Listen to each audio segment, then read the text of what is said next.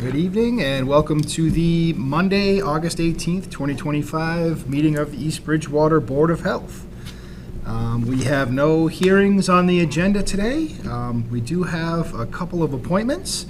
We'll start with our first appointment, Mr. Jim Watt, here to discuss artesian wells and our moratorium and potential impact on some of the development we've got going on. I'm Jim Watt. Jim Watt Artesian Wells. I've been in the business almost 56 years. Now, what we're talking about tonight is Teflon. Teflon in the water can be serious at some times, but not so much. It's the derivative is how they process it, whether they boil it, chop it up. It's in the air, it's in the water, it's in everywhere. But we're going to have to treat it like iron, arsenic, radon. You have to treat it. Carbon has been used for years for some of these things. The only problem with carbon is it only lasts for about 6 months.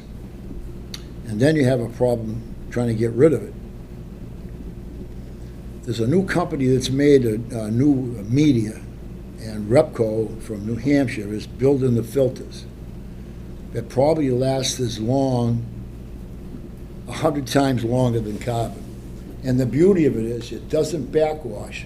So if it's the FTC or the FAA, whatever type of, there's many different names of it, because whatever you do to Teflon, it changes it. But it'll remove all of it, but it doesn't backwash. It keeps it contained, and it's going to last probably, it could last 3 to 5 years. It could last 2.5. It all depends how much it is. I'm sorry, Jim, can I just interject for 1 second here? I apologize for the interruption, but you're using the phrase Teflon. Are you using that? You're using the phrase Teflon. Are you using that interchangeably with the other element that's found in from what I've been PFAS? told, I'm going to get more specs tomorrow. Okay. But they have been using it, and they're bringing it way below the levels. But it lasts, the beauty about it, it doesn't backwash. Your iron filters and all the other filters for water softeners and carbon filters, it backwashes and dumps it into your septic system or into your dry well, or it goes into the sewerage. This doesn't, so you're not putting it back. And I don't know what the cost of this is going to be. But then the other problem is you have to take it to a landfill and tell them what you got, and then they dispose it. The old filters? Yes, the media, just the media. Just the media, okay. The filter tanks, it can be used over again. It doesn't contaminate fiberglass. And I'm going to be on a Zoom meeting tomorrow night with Pembroke, and I'm going to have them try to do the same thing, is put it in your rules and regulations that you're going to, if you drill a well, you're going to have to test for that. So theoretically, you would test. You're talking to a well driller. You would test the well, and then you would require a certain level of filtration depending on whether it was. There's certain levels and different types, and I'll have all that information. The situation being is there hasn't been too much around here that people have filtered, not that I know of. And oh God, we do a tremendous amount of filtration systems every year, and our big problem here is iron, manganese, hydrogen sulfide, low pH. Oh God. I know we've got some iron in, at least in Robbins Pond anyways, looks like. Well, I've done some of the biggest ones around here. In fact, Honster's Farm in Norwell, their nitrate counts got up to about 8.5, and they paid me, I think they paid me about $47,000 to put that system in. And now the nitrate count is down to 1.5 to 2, so way under 10.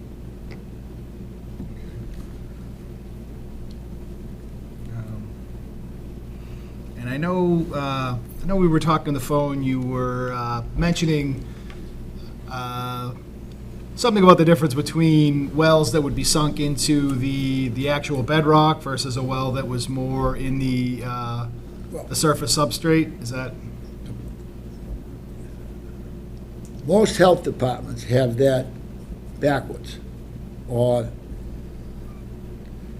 well, like the town of Canton there, they put that moratorium on, we had everybody talking, there's nobody with enough money to take it to court, so you can't drill a well in the town of, town of Canton. The thing of it is wells and unconsolidated material, like your town wells, your gravel pack wells, your screen wells, and your reservoirs, are more susceptible than anything. It's above the bedrock. Now, in Bridgewater, we just drilled 3 wells there, and on Longview, we put in 160 feet of pipe. So it's 140 feet to bedrock. So there's a lot of unconsolidated material there that can collect, and that's why you have to go into the bedrock 15 to 20 feet before you set the casing to keep contamination out. And a lot of that I'm going to bring that up tomorrow night in Pembroke, because we've been working on wells that leak, and they're in 5 or 10 feet. It's not working. So, well, like the guy said, I'm glad you're still alive, Jim.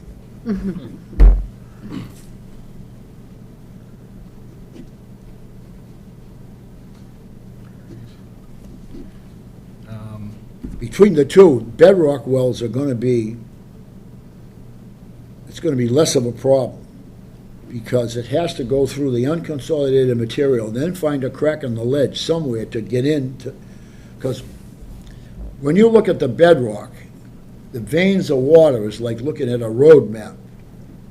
And all we're really doing is making an artificial reservoir that disrupts those veins and drops into the 6-inch or 8-inch hole where we can set a submersible pump and pump it. So, like, if you give a permit to drill an artesian well, you should have it down there that they have to test for Teflon. And if they do, they have to filter it.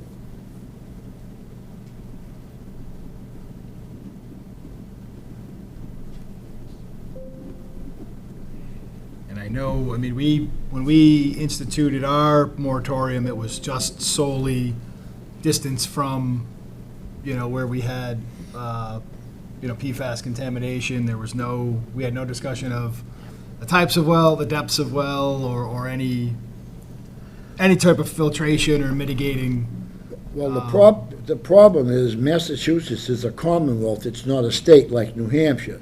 New Hampshire have a water well board with people like me who've got, well, let's say Jimmy Vieira sitting next to me. Between Jimmy Vieira and me, we got 100 and something years of experience. And then they have pump installers, they have a lawyer, and of course, they have 2 women, and they do the laws. In Massachusetts, it's all done by the individual health departments in every town. So theoretically, there's 353 wells, the way to drill a well. At Plimpton at one time, if you drilled a well downgrade from the outer perimeters of your leaching field, it had to be 300 feet. That's 3 times what the state. But see, a commonwealth can supersede the law at any time, as long as they don't go beneath it. I mean, it almost sounds to me like it would be a good topic to see if HBHEG wanted to try to get any type of regional, I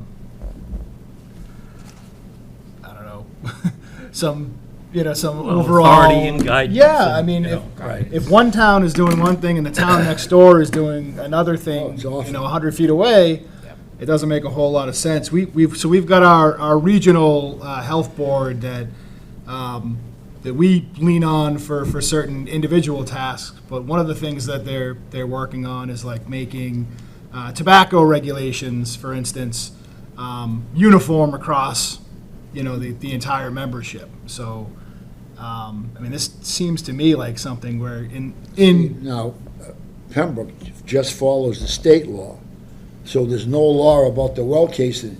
There's no law about how much pipe you put in. Well, I sub all my work out now because I'm too old to drill, thank God.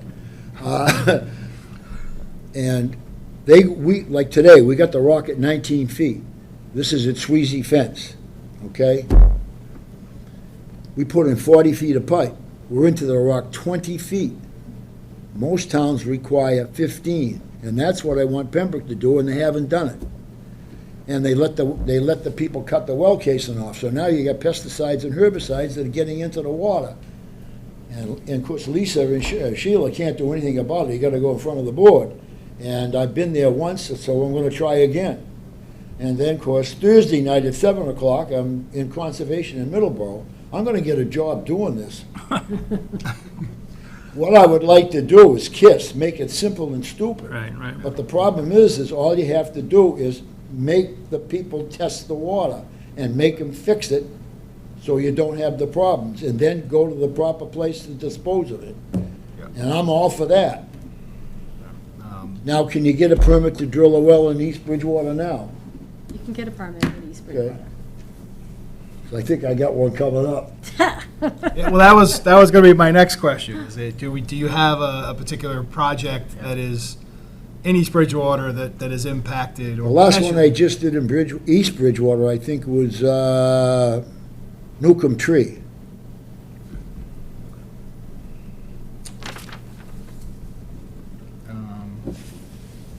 And I was at the health department in Pembroke the other day, and Lisa says to me, there's only one person that never turned in a report on his well. I said, who's that? She said, you. You. I said, my God, really? So, got to get that done. I got to practice what I preach. So I don't. If you got nothing specific for us to try to, I guess, take a look at right now, I don't know. Well, I haven't never seen your rules and regulations. Right now, I'm in the process of changing the rules and regulations in Kingston. They have done very well except for two things, and I got to go talk to Joyce and have her change that. I mean, I know. And the two towns where I was born and grew up, oh my God, 5 weeks to get a permit. Well, what's, Tom, Hingham and Cohasset, all the mucky mucks. Because my we, stepfather used to be the chief of police there. When he was the chief, I had to worry about nothing. well, with that aside, what is Kingston doing in particular that you are in favor of, and you know? They only I think that's 10 feet into bedrock, and I wanted to change it to a minimum of 15 feet. And of course, with a drive shoe. So you want to go deeper? Yes. Okay. The problem is, a lot of guys have done this, and of course, I shouldn't complain about it, because I've made a fortune fixing the damn stuff. But the rock is broke up on top. If you're on the back of the machine and she's starting to rattle, the rock is broke up. Well, that rock is going to leak, and you get down to the bottom of it and set the casing, you're not going to shut that off. It's not competent.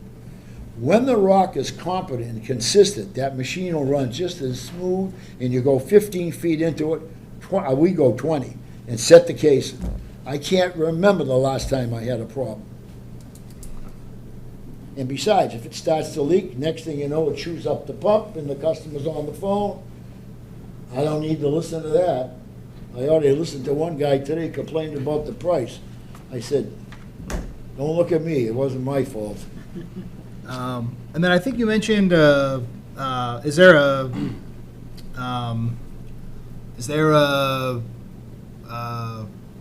standard for the height of the Well casing? well casing above the The ground? state of New Hampshire has 14 inches. I want 12 with the cap, who gives you 14.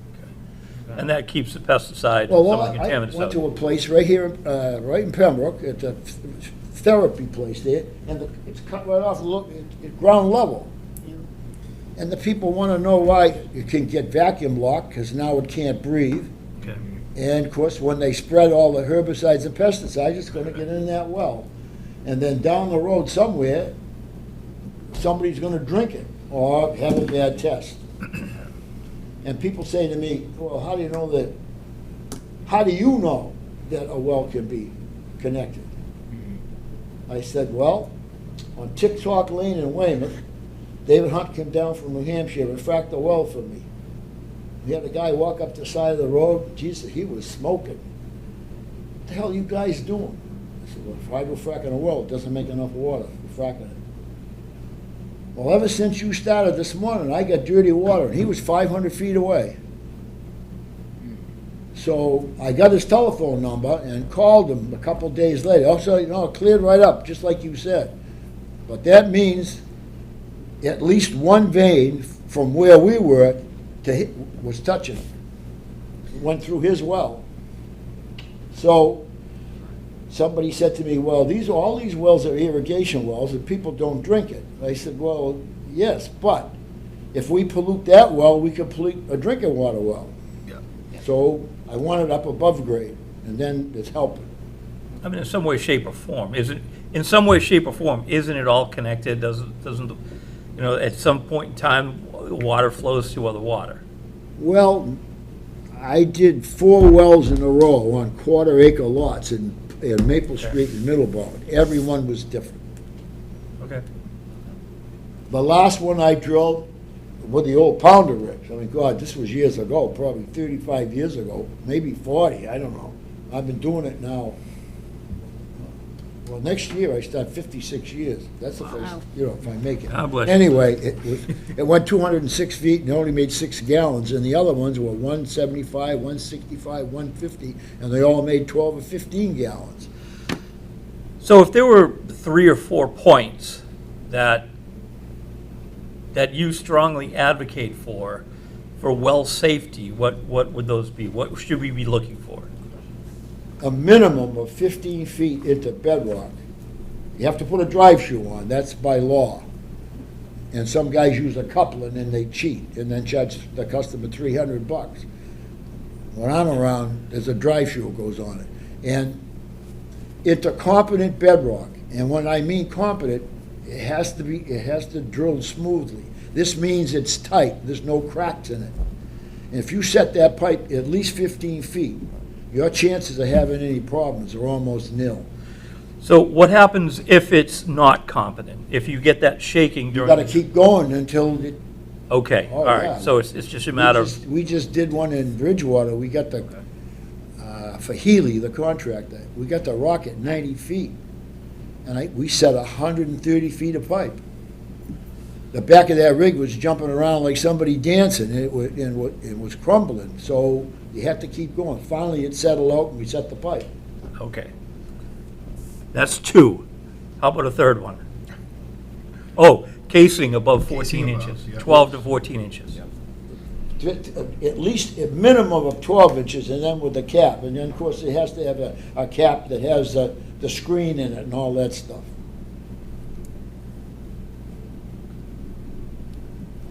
And see, a lot of guys use poly pipe and stuff like that. We use all stick pipe. Now, you mentioned testing. Who would be responsible for the testing? The owner of the well, correct? Yes, but the people who put the pump in, just like if you're going to, if this well was going to be used for human consumption, you'd have to pump it for 8 hours, chlorinate it, pump it for 8 hours, and then turn it into the lab. Once the lab come back, you give it to the Board of Health. The Board of Health gives it to the building, and he gets his building permit. Now, if it's just irrigation, it should be, the test should be turned into the town, turned into the health department, and shows that, because in Pembroke, there's no difference between a drinking water well and an irrigation well. It has to be good enough to drink, even for irrigation. Okay, what are your thoughts on that? The difference between irrigation and consumable well? Well, in some towns, you can drill 50 feet from a septic system. See, this is the problem. It's all over the place. It is, but you're the expert, so I want to know I want to hear your opinion on the matter. I try to tell the people, look it, someday we're going to have a problem in New England because we're running out of water. That's everywhere. And the water is, Pembroke is terrible. My shower turns just like coffee, and I bring it down all the time. Of course, the first time I went there, I said, no, I got a whole shop full of that. are you that well guy? I said, yeah. Oh, okay. So now That well guy. in fact, Sweezy, with the well we just drilled, Sweezy's wife works there in the Department of Public Works. So do you think there should be different regulations between potable or drinking water and then separate regulations for Well, the thing of it is, irrigation? that's a catch-22 because kids could be drinking the sprinkler water. Okay, that was when we So I first, think it should be the same. Now, but at I'm going to the, be hated for this, but the problem being is, all we need to do is get one kid sick, and the next thing you know, they're going to have a moratorium, nobody wants to drill a well. yeah. And it's, That was my fear on some of the areas that we had high PFAS testing, that, well, it's just going to be irrigation. And that was my first thought, is, okay, you're using it to water the grass where kids are going to Should play be. on, dogs are going to be, I mean, I'm more concerned about the here's what kids, the not that I problem don't with love this dogs, plastic but, situation is. If you don't take and remove it, you're going to put it back in. right, just like. And that this is what we should be stopping. I mean, we got enough problems here in New England. I mean, look at Situate. They keep building, and they haven't dug that reservoir. They got a strict water ban on, and people still cheat. I watch people in Pembroke put water in their lawn. Yeah, And then I hear at the club that this is a lot of BS. There's plenty of water, and most people don't know what the hell they're talking about. agreed. That includes me right now. Well, Taking I got a guy furious the other notes night here. said to me, well, how deep do you think you have to go? I said, in that area, 400 or 500 feet. Away from septic? No, for So- drilling a well. He said, well, I was told there's an underground stream that goes right through my yard. Oh, that's. I said, well, everybody's got one of them. How many times I've heard that in 55 or 56 years? Can I ask you another question here? Sure thing. It's not technical, but how did you, what was the connection with us? How did we find you? Well, I own a piece of property on Union Street, and I drilled a well. All right. I drilled a bunch of wells here, and I don't know, everybody said, well, everybody wants to talk to you, Jim. You're Yeah, as old as dirt. When we first started this, I don't know, 2 years ago, when we started talking It was about PFAS and the 2024. wells, I really wish we had the opportunity to connect with you then, but I'm glad that we were able to, whatever the mechanism, I'm glad that we were able to connect with you now. Well, I think that this is why I'm doing it, because, well, so you can't get the young people to do anything, so us old guys. Hold on now, easy. Oh, don't tell me about it. I have to be out there every day. Don't do this, don't do that. I said to my grandson the other day, I said, you know something? My daughter and son-in-law missed a little bit when they disciplined you. Oh, ouch, okay, all right, because this is being broadcast, I don't want anybody to get in trouble.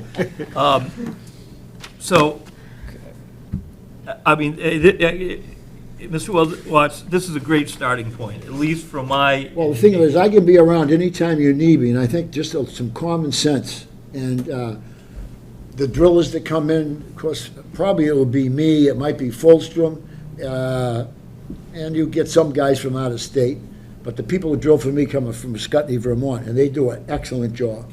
How come the state hasn't tapped you as a resource for guiding? Well, I've been on the board of directors of the Massachusetts Groundwater Association. Okay, so you have it, okay. I used to be the vice That's president good to also. know. All right, excellent. So, anytime you need me, I'll come over, we'll talk, and you can straighten it out. But the thing of it is, if you're worried about a product, a situation, as far as the water goes, is when drilling a well, now I'm only talking about wells now, make them test it, and then make them remove it. Okay, remove the element that Right. tests positive. If it can't meet the MCL and stuff, it's just like iron and stuff. It says right on it when you get it from the lab, filter system recommended or filter recommended, and this is what you gotta do. Some towns don't have that, and the people like in Brockton, oh my God, the iron over there. Some woman standing there one day, I felt so bad. She should come. Everything was reddish brown. She's got 3 kids, she's having another one, and she's broke.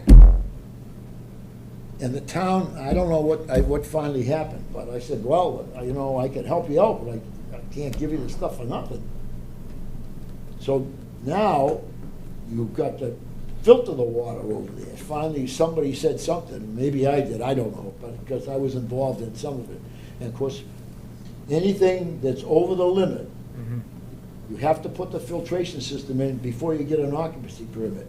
Yeah. Like, all the rules and regulations in Whitman, I did most of them, and that was one of them. Okay. So then when the people move in, and of course, you have to have it tested 6 months later, too. This, That was one question I was going to ask. As far as the testing, right? So if we okay a well and we have them tested, should we require periodic testing? You can have them tested every year, which is a good thing. Most people don't do it. You know how it is. Yeah. The water tastes good. I mean, I worked in New Hampshire back in 1980, and there was a woman, Elsie Fletcher, I'll never forget it. She had a cistern running down and pumping in the cellar, and then what was left over ran outside. So I went up to look at it. It's a dug well, and the cows are walking all around it. And I'm going, oh, Lordy. Uh-huh. The nitrate count here must be sky high. Yeah. Elsie said to me, tastes good to me. Oh, Lord.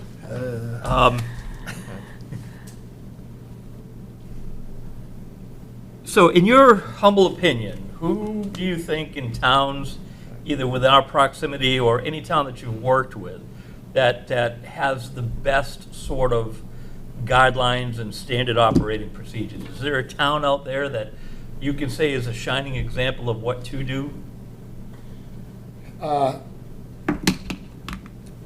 regulations in Kingston are going to be pretty close to what. Okay. I wrote down Kingston a couple of times. I didn't interrupt you. I've got their rules and regulations at home. Hingham, I think, is they what the hell? I can't think of his name. He was Bruce Catman. He was the assistant in Stoughton when I met him, and then he was in Hingham. And him and I went to battle a couple of times. I had to call the lodge and have somebody talk to him, but we finally got that straightened away. And their law was the casing only had to go into the bedrock 24 inches. Oh. And I don't know if they changed that or not. And of course, Susan Sani said to me, we don't have anybody to enforce them, but we'll leave it up to you, Jim, because you drill all the wells here. So I asked them if they were going to send me a check, and I didn't get any response. But most of the guys go in there. I think that I'm going to go over it again because I got to go down and talk to her. She has to change it because it's 10 feet. I want it to go 15, and I don't think she has about the well casing. But if I get that down, I think the rest of it is common sense. I think it's pretty good. Okay. And Pembroke does all right, except they follow state rules, and that isn't in it. You see, from all the time I've been in this business, the health departments have used distance for safety. So you can drill a lousy damn well here and be 300 feet away, and it's safe, but it isn't. There's no construction rules.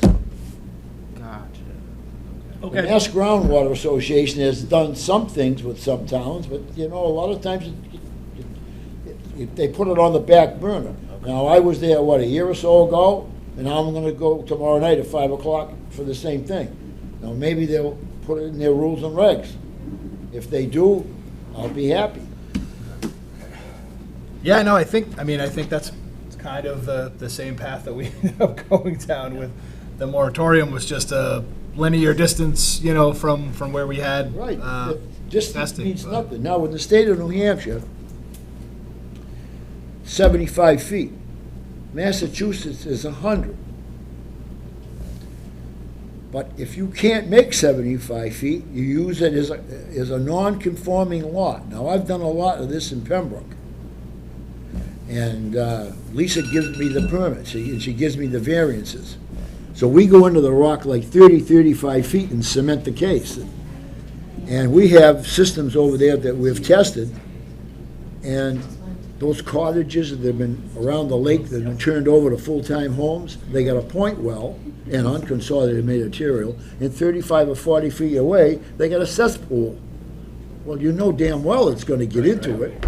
So now we've gone into the bedrock, and they put another type of septic system in, the tubes and stuff. And we go in 35, 40 feet, and then we cement the cases. And we've tested, I've done about a half a dozen over there, and I've had nothing that's failed yet. So, Good for now. Yeah, no, I think that's. This has been a huge education. I know, as soon as I first spoke to you, I said, we need to get him in just to pick your brain and figure out what, this is what I do every day. Right, so, In fact, I just let him go, and Ben in Norwell didn't sign the permit, so I can't drill that one. I'll get it next time. We're starting to get busy, but the price has really hurt us, especially well casing. yeah, it seems Used to to be be 18 every bucks a industry. foot, now we gotta get 40.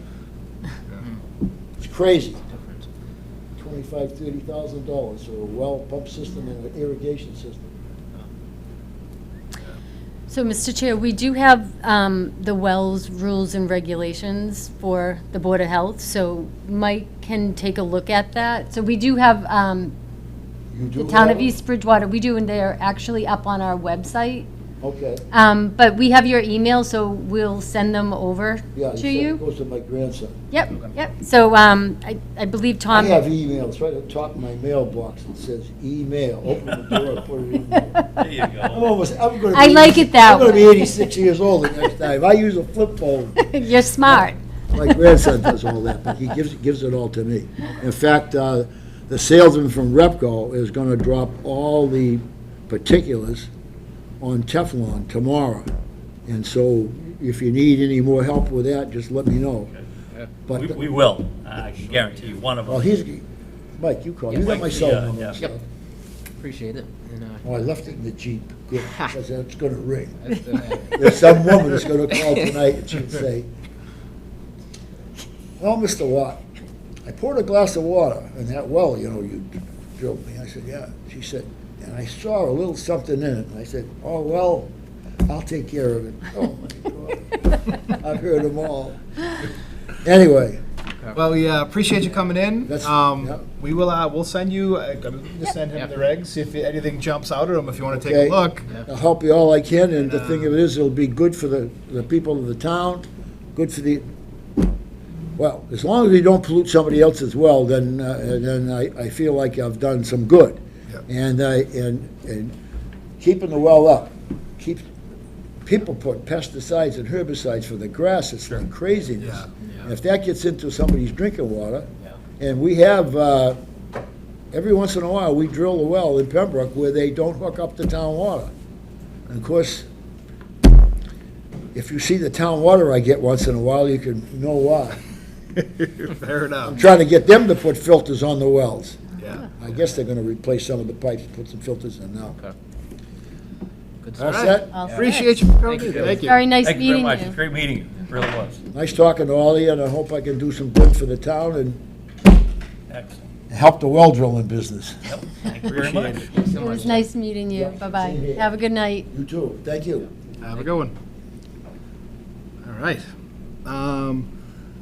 All right, our next appointments, we've got Miss Catherine Mullen, our new Select Board member, who wanted to come in and say hello to everybody on the board, I think. Yes. Thank you for having me. I appreciate you guys accommodating my timing. So I've really just been going around and doing one-on-ones with departments, and my goal is to do that with committees as well.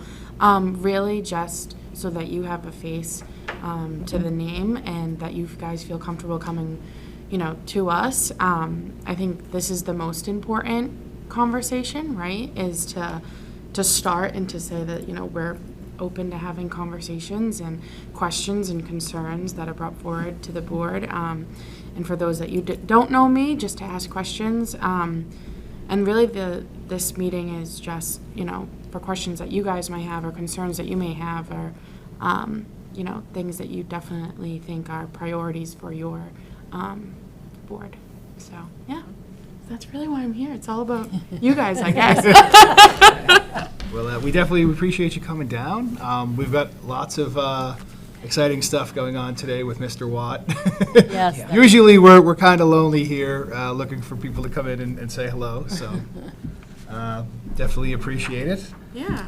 I don't know if we have any. No, yeah, just one of the big questions that's come up or that I've really tried to ask is, what as a board can we do to be helpful to you guys, to you folks here? What is there, do you think like monthly meetings, basically like how can our department be helpful to yours?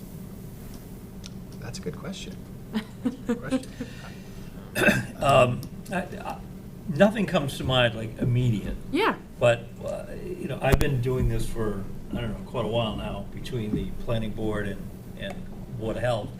And there's always been an excellent working relationship between the committees that I've been on, or the boards that I've been on, and the Board of Selectmen.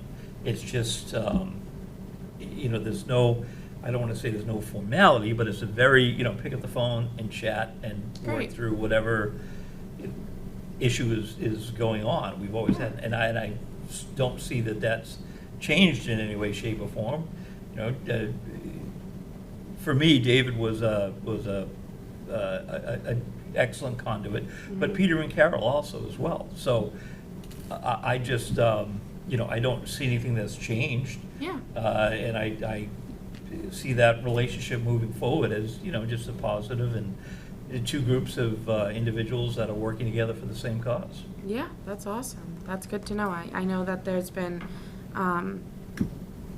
if there's been any type of conversation or any concerns or any questions that you guys have been able to go to, I think Dave has always been a reliable source. I definitely have big shoes to fill with him. So it's really just coming in here and just giving you a new face. That's not Dave. To come in and air your woes or complaints or, positive comments or whatever that may be.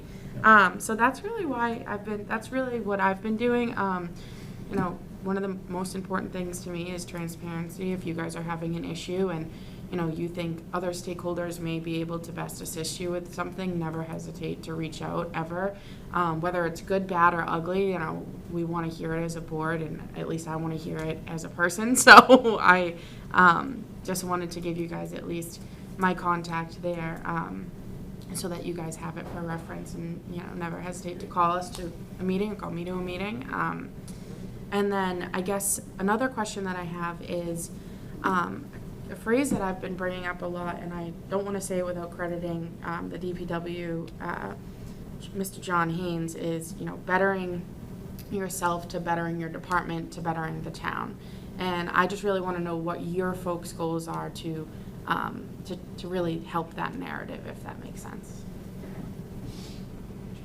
Yeah, that's a good question. Don't would feel say- like I'm putting you on the No, no, spot. I- It could be as simple as a culture or, something like that. So. But Kathy, I think just from our last guest here, I think speaks volumes of our team's desire and to better the town, to better our citizens. I tend to call them customers more than anything else because they are all taxpayers. Yeah.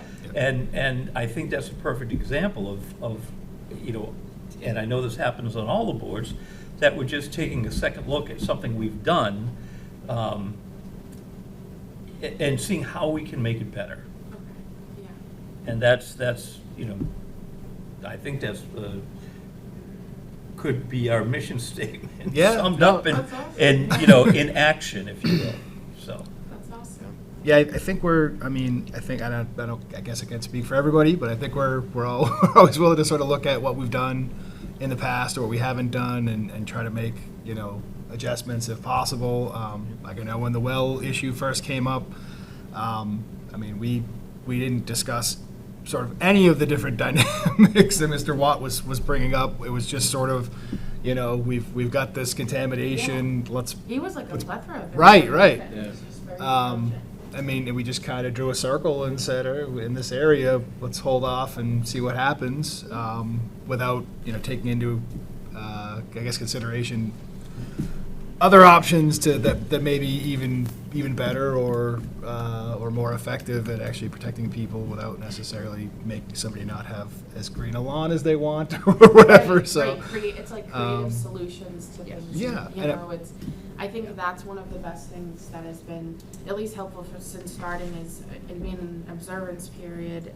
Really, for me, I've been in observance period and just kind of watching basically how things run, what works, what doesn't work. And I think in my conversations with department heads, just asking them up front, what works for the town, what doesn't work for the town. And when you have someone else come to the table and you have stakeholders there, you're able to come up with creative decisions, something that you haven't thought of. That's why I say never hesitate to reach out, because we might think of something that you folks haven't thought of. And I certainly have learned so much about having creative solutions to things that I didn't think of at first. So I think, working as departments, I know you have thus far, in the past, but continuing to do that is so important, because creative solutions are, not keeping to a book, and I think that's, or an old school rhetoric, but coming up with solutions that work for you folks and work for the people of the town is necessary, Speaking to that, and I'm sorry to transition because I just got a question before I came in here, and it's actually very prevalent to what you folks I think are taking up on the agenda tonight is the Betterment loan program. Another thing that's I just wanted to do my due diligence and ask you folks, what's the status of that, and really, is there a plan for that, if that makes sense? I know right now I think we're pausing it. Do you have the answers? And able to give me a debrief? No, I'm still gonna, because the board's been informed in regards to it, and I'm gonna defer to Tom right now, and he can give you the information, because we just got this. This just came to light last Wednesday. Okay. And it kind of snowballed a little bit because we need to just make sure that we get the information out. The board was just getting the information. Okay. Yeah. We had an applicant that was applying, but at the same time, all of this was taking place. So I'm going to defer to Tom, and Tom's going to get you up to speed. Tom is on the hot because seat. we just got So- the information today, so hot off the press. Okay. Yeah, so we were basically in your shoes, I think Friday or last week anyways. So are we jumping to number 9? Can we do that? You- Is that you- what- yep, you So can, we'll pull all this together? you can jump to number 9 right now. I was gonna say, if Yeah. you guys just want to have a discussion, I don't want to hijack no. your meeting. absolutely. I guess my question, that was one of the questions I got right before I came Yeah, in here. no. So I was like, well, I'm actually meeting with them at 5:30, so I'll do my due diligence. And right now, Mr. Chair, I'm just going to ask if you want to just take out of order, so we'll just follow Yes. the rules and take it out of order. Okay. Just kill 2 birds with 1 stone. Yeah, no, exactly. Simple enough. We're not going back, we're going to go forward. Okay, good. So yes, this was on our amended agenda. It wasn't on our initial agenda, but we had the same thing. We had a few people reaching out and wondering what was going on with it. And we were initially out of the loop. We weren't really sure exactly what was going on, but we got word that essentially the program needed to be paused and potentially reevaluated. And at first, we weren't exactly sure what that meant or where it was coming from. Right. But in doing some further digging, so my understanding is that initially the program had sort of a seed money grant from the state Yes. that would allow us to loan money to different residents that have failing systems that need to be replaced, Okay. and basically roll a low-interest loan into their mortgage payment for the most part. So the state offered the Betterment Loan Program, it's called the WPAT program. Okay. And so exactly what Tom was just saying, they offered a 5%, so they set the rate, it was a 5%, it was a Okay. loan. And it's a great program that, and this is my understanding as well, is that because of how popular that it was, East Bridgewater became self-sustaining in regards to the program. Okay. So they would then be able to utilize the interest that came back So we were self-sustaining. This past summer, we had like 7 betterment loans that came through. And the Board of Health are the ones we initiate it. Okay. So the applicant comes to us because it's all dealing with septic systems. So they would come to the board with the application, they would have a guesstimate of price. But these last 7, the last one was like 72,000. The one Okay. before that was 62,000. So- So we only had a pool of money Okay. that was there. Once again, we don't deal in the finance end of it. It's the assessors and the town accountant. Okay. That deals on that end of it. So when you were notified of a pause, and it was, that notification came from the assessors and the town accountant? Came directly from the town accountant. Okay. Yes, that we were just going to put a hold and that they would reevaluate on a quarterly basis. Okay. So, and then I'll let Yeah, that's about the information. Looks like we had about 850,000 in it to start fiscal year '24. And we paid out about 670 in loans, and about 155 in debt payments to the state from the original batch of loans. So we're just running, I guess, a bit tight. Yeah, it looks Um, like 7, where- just Well, it's 80,000 left. it's Right. it's interesting too because I think the cost of the systems have gone up in Cost of general with systems everything are else. significant. But we also had some sort of up and downs with the program itself because at first it was like a great deal, and then when interest rates were so low, people started going more over to the private loans because they Right. could get a better rate. And then now with interest rates going back up, it's a better deal again. So we're Okay. getting more and more people that are trying to Applying. partake in the system. But I mean, the big issue from my perspective is if you don't have the money, you can't get a loan somewhere else. Right. Then we have potentially a leaking system that may not get fixed. Right. So we're still trying to figure out, I think, what we may have left in the till. Okay. And then any options that we can to sort of expand it. I mean, I don't know if we can go back to the state and maybe get another influx of Right. capital to. I was going to say, get it going. sounds like the state is the one who decides how much funding East Bridgewater gets in regards to betterment loans, correct? Does that make sense? I believe that we were self-sustaining, so we weren't relying on the state anymore. Okay. So we were able to self-sustain.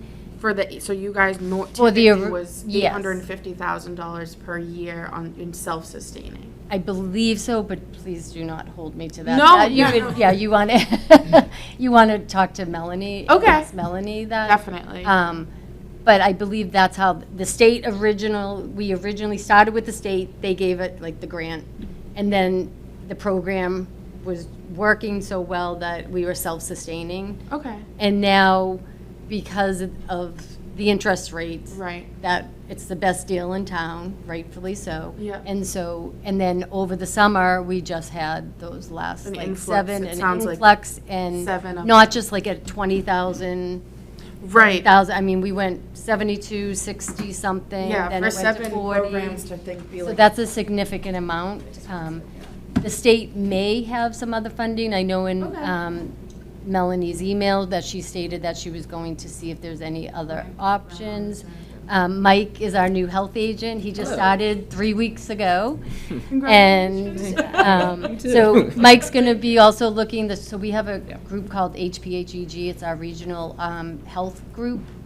And so he's going to reach out to them as well to see if we have any other additional options. Because not just East Bridgewater uses the Betterment Loan Program, the communities around also Okay. do as well. So Yeah. it's not just an EB issue. usage. Yeah, Yes. no, that definitely makes Yep. sense. So we want to see what other options are available for the residents because it Yeah. is such a well-used program. Yeah, I mean, to have 7 applications and it sounds like, racking up to like $770,000 at least in that just shows the cost and what is going on with it. So every year you guys are allocated the So $850,000. we're going to have to talk back to Melanie. Okay, again. okay, So yeah. it's there. Okay. But but the way that, You need to So the speak to payment Melanie on the component- She can finance speak end of that, it, yeah, she'll on the end of it, definitely. but the way the board goes about it, someone comes in, they give an application, they do a guesstimate, they have, they fill out everything, we make sure that there's no liens or anything on their property. Once I have that complete, then I put it on the agenda for the board will ask questions about the Yeah. applicant, we'll look at the guesstimate, $40,000. Yeah. The board will make a motion to approve them into the program. So then I would contact the applicant, let them know that Yeah. they've been approved, so then they can contact the engineer. Okay. And let the And then go engineer through know, that. and then the whole process starts. Once they finish, we're overseeing the invoices come back to us. I'll tally them up, confirm them with the applicant, make sure that they're what they stated. Then we Yeah. do a betterment loan agreement, place that on the agenda. The board reviews the betterment loan agreement, they sign, then we have it notarized.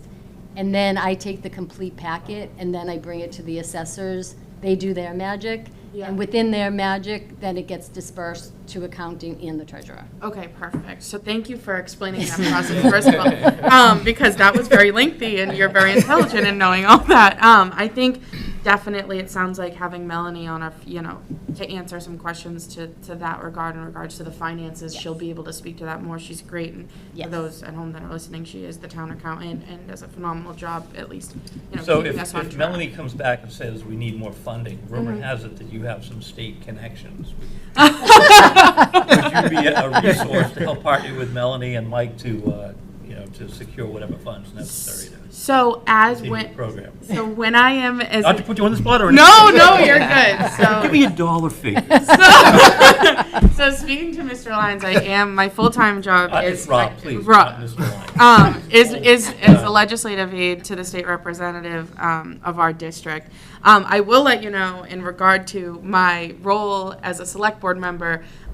When I'm on select board time, I'm on select board time. So ethically, I can't influence anything going on at the state. That being said, Well, I didn't Melanie say has my number and will always Fine. use me as a guidance and reference. And I think that there are most definitely, at least in my experience with Board of Health matters and Department of Health matters, keeping an eye out for active grant programs that are going on if anything does come forward, that I see that East Bridgewater could benefit from. At least I can, speaking to the office of Rep. Sullivan, she would forward them over to the town with any grant programs that are forward. I know that. But speaking from as a select woman, I wouldn't be able to help with any of that process because that is all Melanie and her financial wonders. But definitely, looking into that is definitely something that I think the town accountant would absolutely, use the state legislator as a reference for. So. Don't ask what you can do for your select board, ask your select board. Exactly. Yeah. Right. That's awesome. I mean, I thought originally when my understanding was that when it was through the state, we had like a set amount that they would give us, and then if we got low, we could And then you actually go to them and say, right. hey, Right. That's where. out. But I Okay. don't know if we have to get back into that program, if Yeah. it still exists, Yeah. or what, so.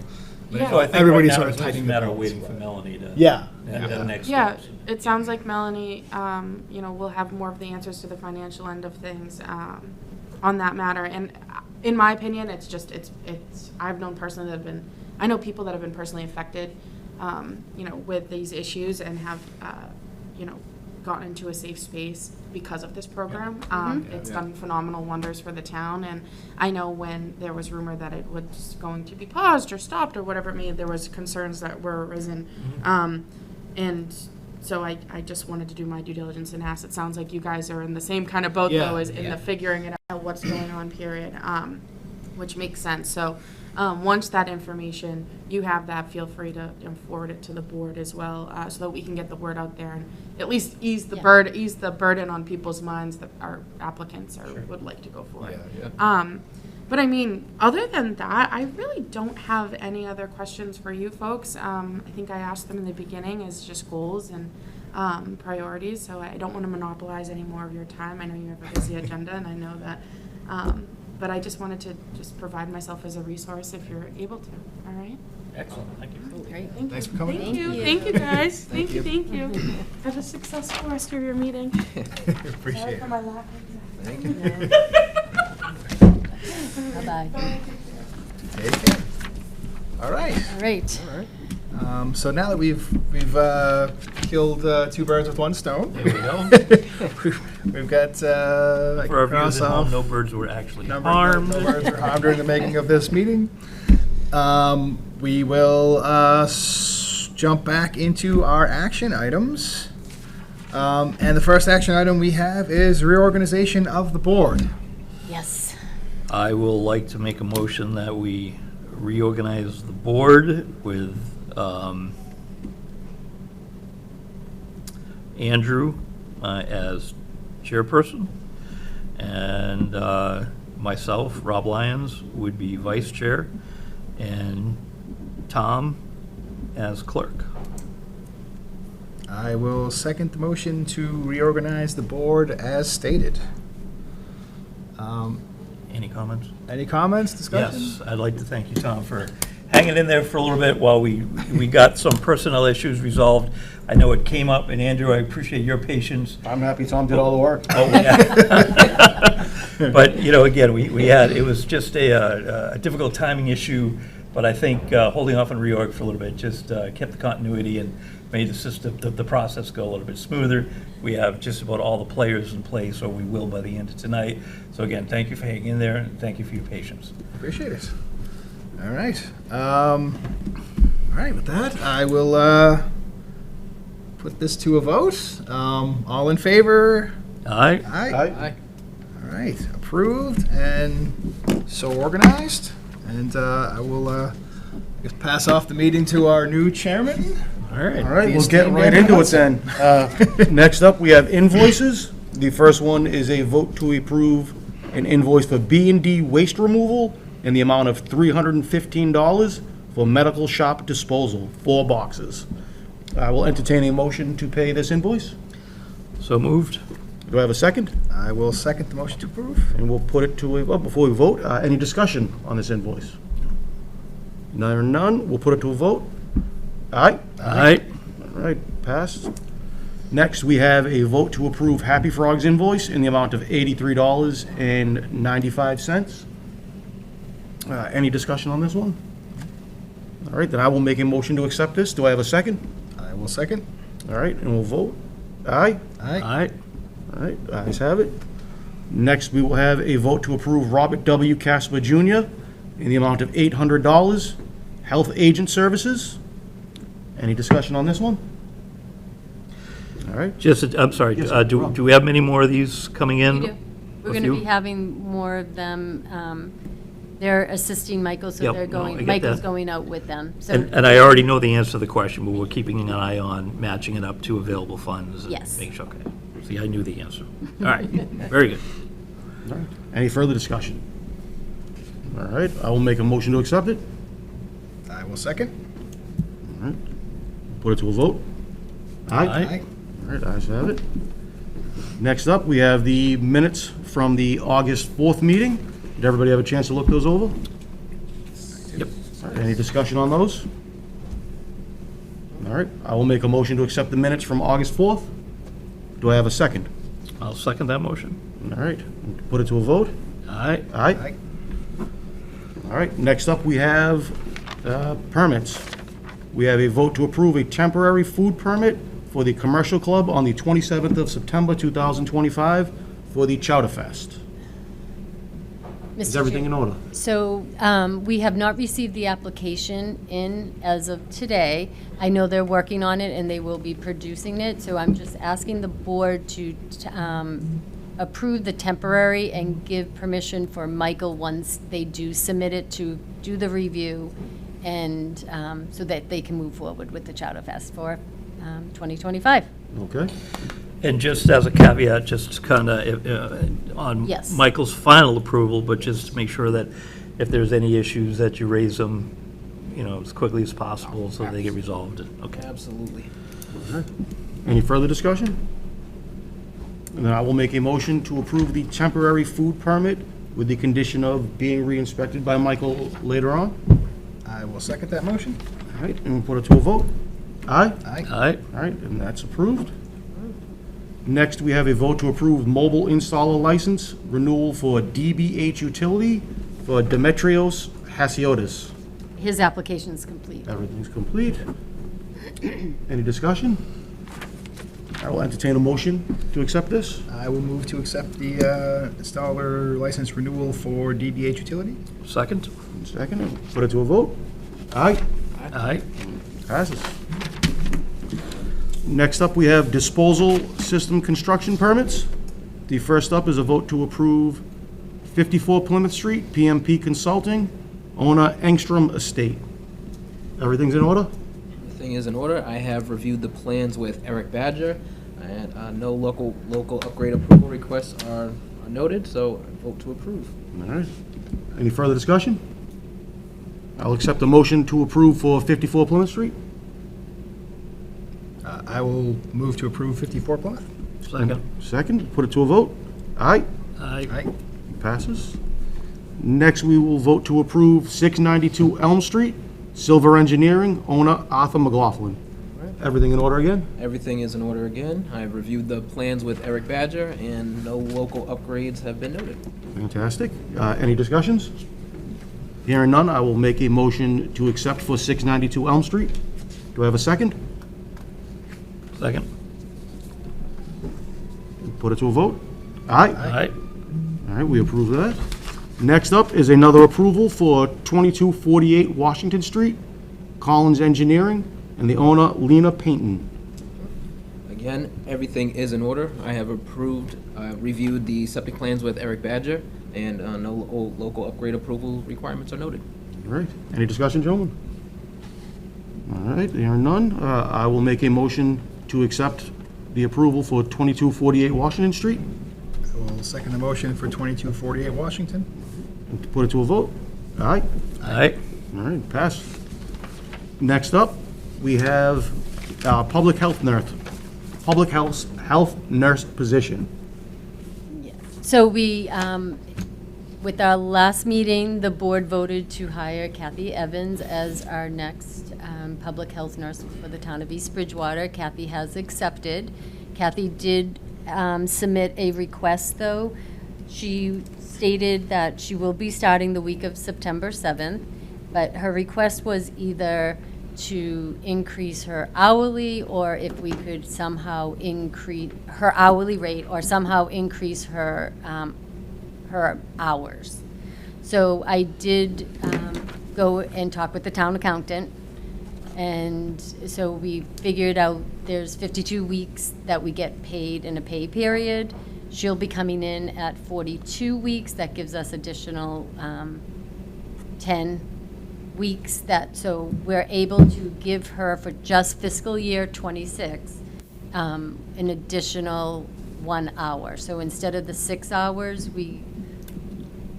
I am looking for the board to make a recommendation and a motion that we are able, it's in our budget, and we would be able to give 1 additional hour just for fiscal year 26, and once we do the budgets, we'll come back and have a discussion for fiscal year 27. So requesting the board to approve going from 6 to 7 hours for the public health nurse. And that additional hour is need-based, considering the And amount of it's work need- that's needed on the inputs into the It's- MAVE system. Exactly. So she's going to be doing, one day that she's coming in, she's going to be doing her on-site at the Council of Aging. We're keeping the Wednesday. That's what our former health nurse did. So the residents are used to a Wednesday nurse day over at the COA. We still have to confirm it. I do have an email out to the COA. And I was just waiting just to get information on everything finalized for the public health nurse in regards to her start date, and confirm the Wednesday with her. She's also going to partake, and I will let Mike, when we get there, talk about the immunization clinic, but she'll be on board for that as well. But for this segment right here, just requesting that the board approve 1 hour of work weekly for the remainder of fiscal year '26. Okay. Okay, so I'll make a motion that we move the public health nurse hours from 6 to 7 hours a week for the remaining weeks and months of fiscal '26. I will second that motion.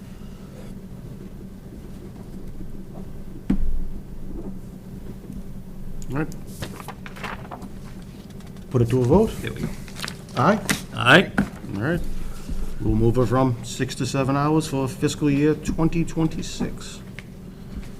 Next up, we have Brown and Caldwell's proposal for Landwell environmental monitoring. Yep, so this is, we already have it in the budget when we did our budget for fiscal '26. We already placed it in there. It's a $55,000 budgeted line item.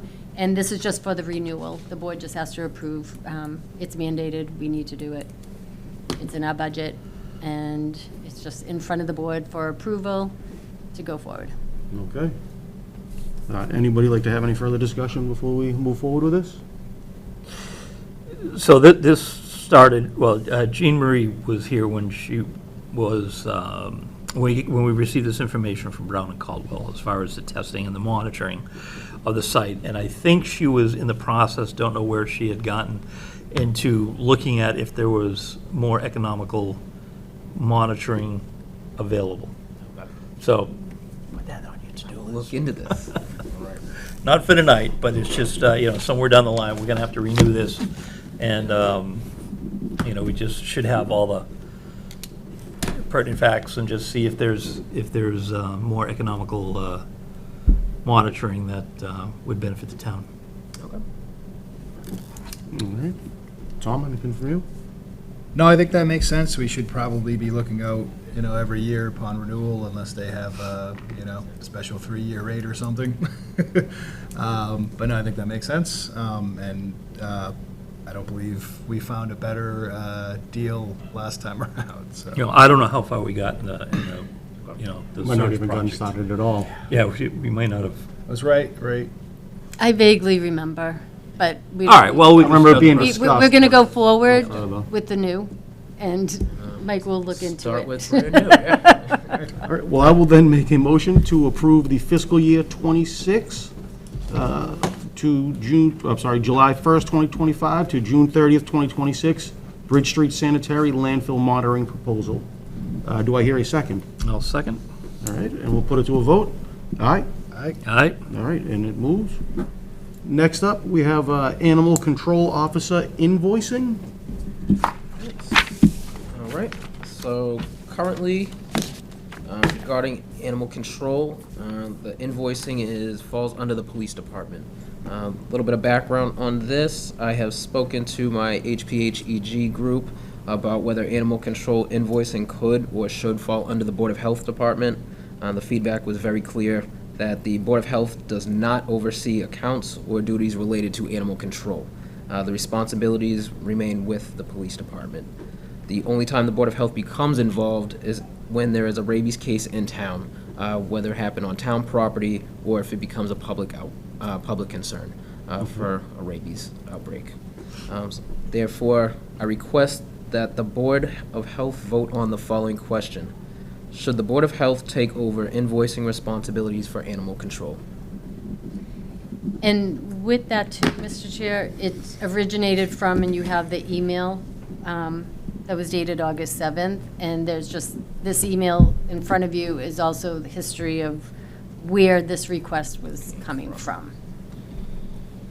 Okay. So we're making a motion on whether we should take over responsibilities for paying animal control officers or not. It's not for the animal control officers, it's for the invoices that are coming from the veterinarian clinic. And in past history, the board has not. We've never paid these. We've never paid. We've only, I shouldn't say never, we did when we had that mishap of when someone came in with the bat. The one isolated incident. That one with isolated rabies. incident. Correct, okay. But other than that, in my soon to be 3 years tenure, we have not paid any ACO invoices. We have been notified if there is a rabies issue that the public may have been exposed to, and that's the process that Mike was referencing in his discussion. Mr. Chair, do you mind if Yes, I sir. formulate the motion? No, floor is yours. Okay.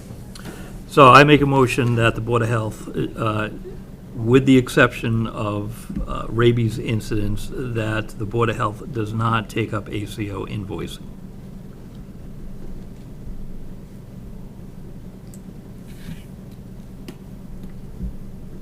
So that's the motion. So the way this can play out is that we'll vote this way, and the vote is right now to the negative that we would not take up ACO invoicing with the exception of rabies. Okay. If that doesn't pass, then somebody can make a different motion that we would accept taking over the role of the ACO invoices. So right now, the way the motion is structured is to the negative, and we'll vote, and if it passes, we don't need to go any further, in my humble opinion. If this motion gets rejected, then somebody else can make a motion to the positive that we would take over the ACO invoicing. Does that make sense? Makes sense to me. So my motion is to the negative. If that motion passes, we don't need to go further.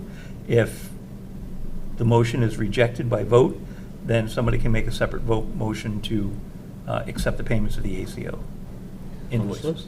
So if I could just sort of state it from what we're doing. So for right now, the police station is, or the police department is paying for the ACO, the actual person to come out and take whatever animal and do whatever needs to be done.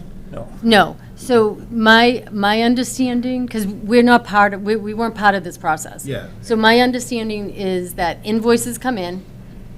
From the and when- veterinary clinic. From the veterinary Or clinic. from wherever, whatever. They come in, and expenses then they have. the police department has the ACO's general ledger account number, and they do all the billing and paying of the invoices to the establishment that submitted the invoice From that account. from that account. So the ACO has a general ledger account number that resides down with the police department, and when invoices come in, they get paid through that account, through the police department. That's just my short little Yeah. stint with it. And these are invoices for testing related to To animals or whatever. to anything. To If they anything. take anything off the street and they want to get it, something's up with it and they want to get it tested for rabies, it's pretty much rabies tested. Pretty much. And then if there's a positive, and a public was exposed, then we would be notified. But other than that, you don't play a role in it. Yeah. So what Rob was stating in regards to his motion would make.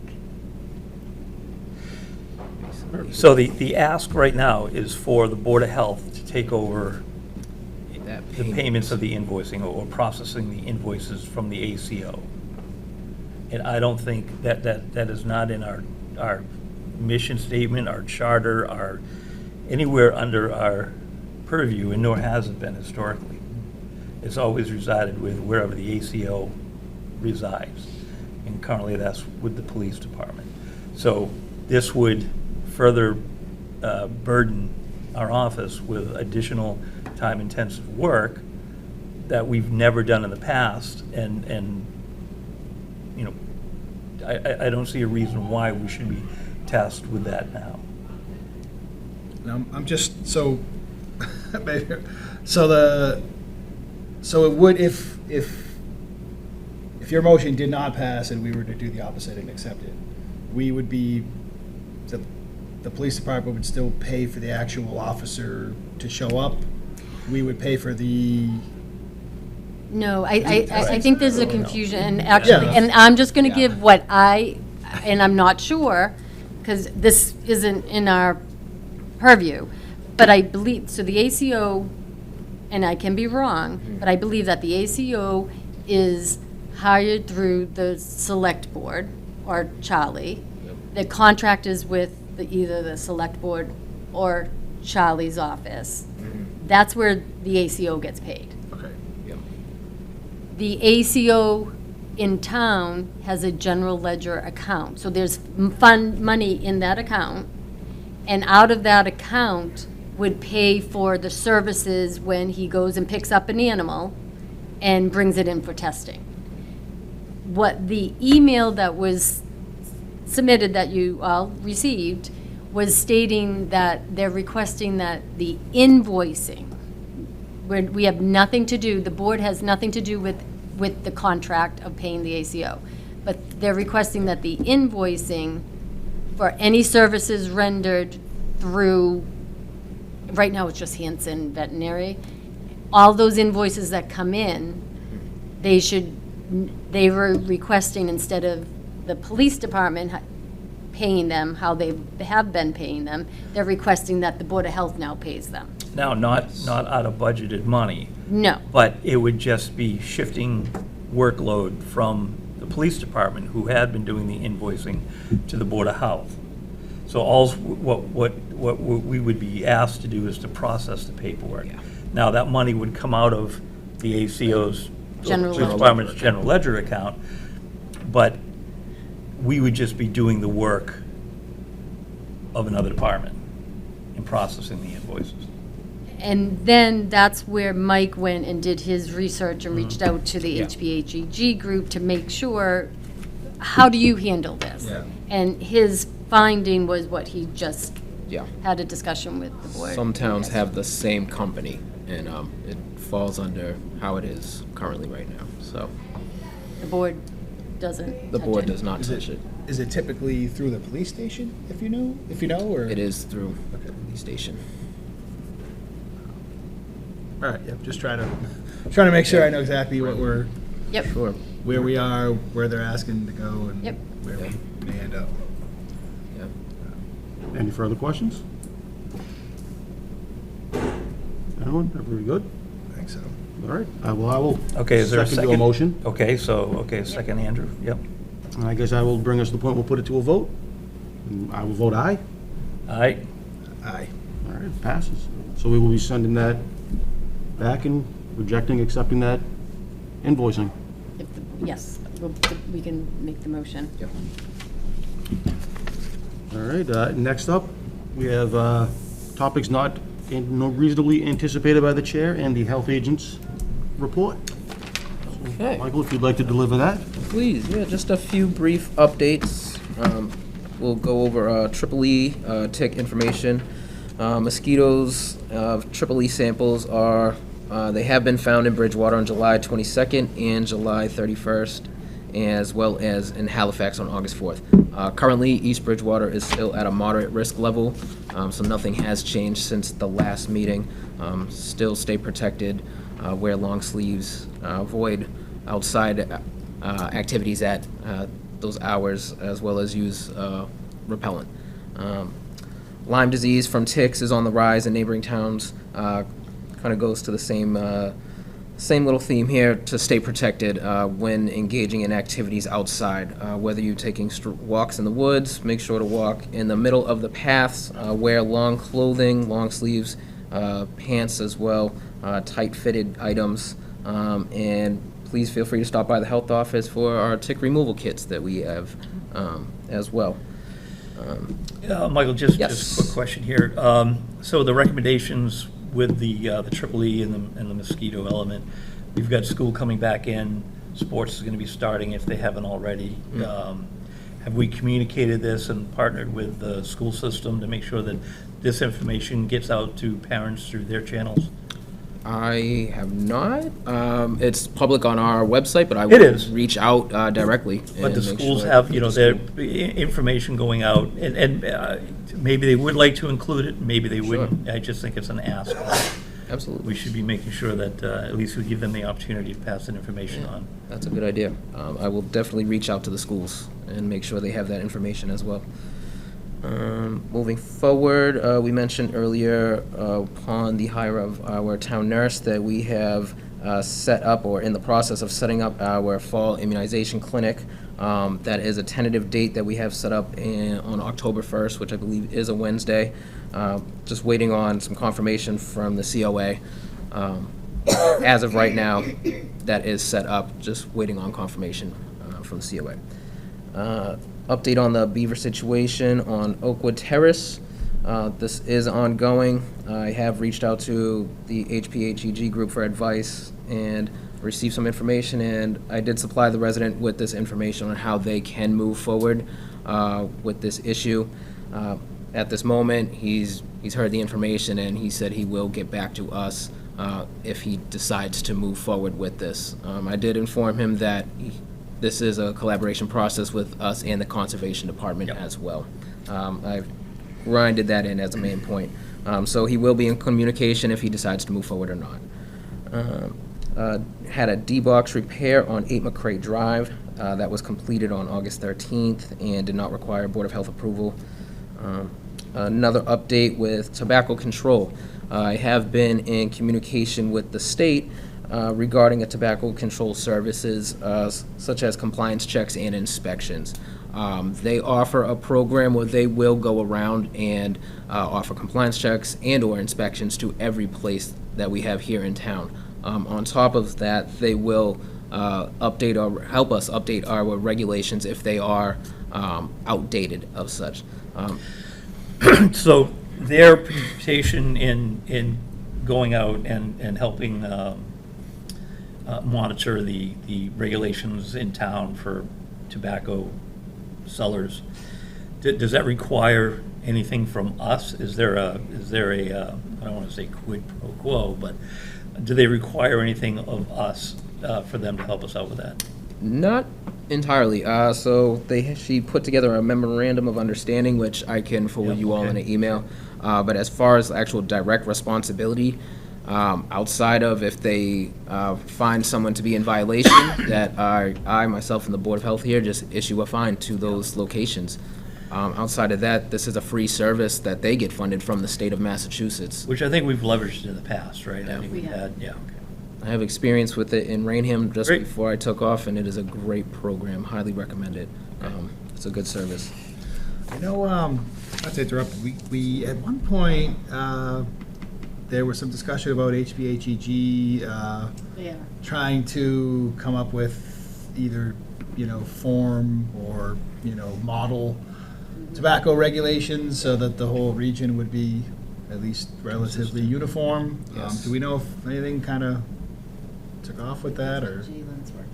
I believe, yes. So one of the interns that is in the group was tasked with that, so that is still ongoing. Still ongoing. But I will definitely communicate that just to make sure everyone is up to speed with it. It seemed like a good idea at the time, and sort of sparked my memory with the whole, the well thing. I mean, I think even that's probably even more of an issue that should be like a regional, if not state or national type regulation, but just food for thought anyways. Definitely, as there is a lot of new products that really just hit the shelves at a very fast rate that are hard to keep up with and regulate.